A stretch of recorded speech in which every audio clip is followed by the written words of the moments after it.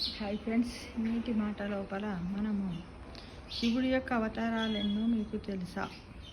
రండి ఫ్రెండ్స్, ఇప్పుడు మనం అందరం మీతో పాటు నాకు కూడా తెలియదు, తెలుసుకుందాం మరి. ఓకేనా?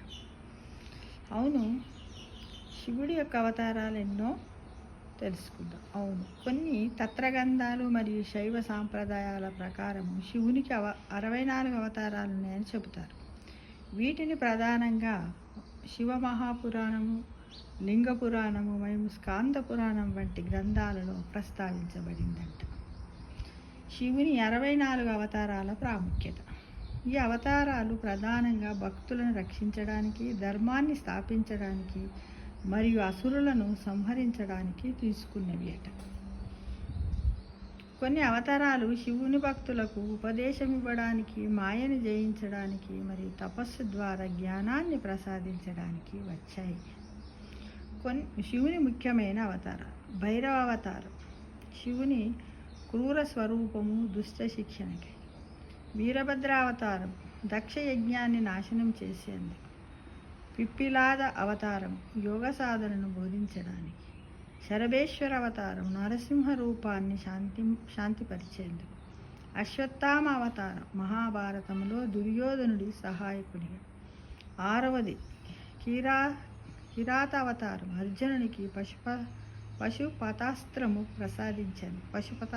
ప్రసాదించాను. యతినాథ అవతారం సన్యాస జీవితాన్ని ప్రోత్సహించేందుకు. అర్ధనారీశ్వరి అవతారం పురుష స్త్రీ తత్వ సమతుల్యతను బోధించేందుకు. దక్షిణామూర్తి అవతారం సనాతన జ్ఞానాన్ని బోధించేందుకు. 10వది హరిహరేశ్వర అవతారం విష్ణు శివతత్వం ఏకత్వంగా బోధించేందుకంట. 64 అవతారాల పూర్తి జాబితా శైవ సాంప్రదాయాల్లో వివిధ గ్రంథాల ఆధారంగా కొన్ని పురాణాలలో ఈ 64 అవతారాలను వర్ణించారు. ఇవి వివిధ శైవ గ్రంథాల ఆధారంగా వేరు చేసి మార్చవచ్చు. వీరభద్ర, భైరవ, దక్షిణామూర్తి, శరభేశ్వర, కిరాత, అర్ధనారీశ్వర, హరహరేశ్వర, నీలకంఠ, పిపిలానంద, యతినాథ, మహేశ్వర, నటరాజ, భిక్షాటన, సోమేశ్వర, సోమశేఖర, చంద్రశూడ, త్రిపురాంతక, గణాంతక, శంకర, వరదేశ్వర, కపాలమోచన, చంద్రోమలీశ్వర, వైద్యనాథ, జగన్నాథ, పార్వతి, సదాశివ, రుద్రాక్షమాలాధారి, మహాకాల, త్రినేత్ర, జగత్ప్రభు, విశ్వరూప. ఇక్కడి వరకు 30 అయ్యాయి.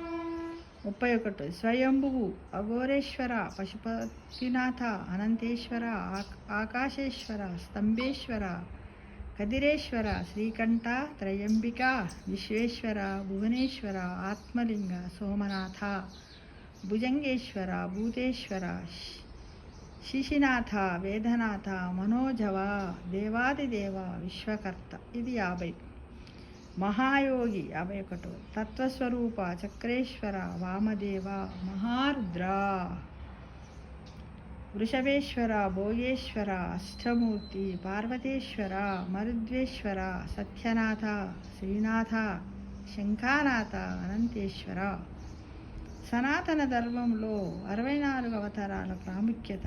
ప్రతి అవతారము ఒక ప్రత్యేక సందర్భంలో భక్తులకు మంగళకరముగా మారింది. ఈ అవతారాల ద్వారా శివుడు అనంతమైన శక్తిగా మరియు ప్రపంచాన్ని రక్షించే పరమేశ్వరుడిగా నిలుస్తాడు. ఈ అవతారాల ఉద్భవం గురించి మనం మరింత తెలుసుకోవాలంటే శైవ గ్రంథాలను చదవాలి.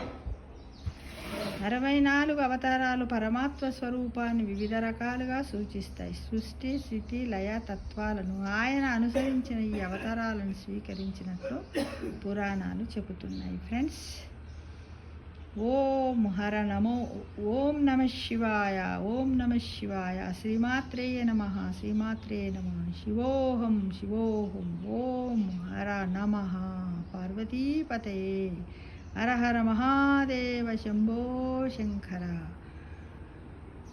శివాయ విష్ణురూపాయ శివరూపాయ విష్ణవే శివస్య హృదయ విష్ణు కృష్ణోచ్చ హృదయం శివ.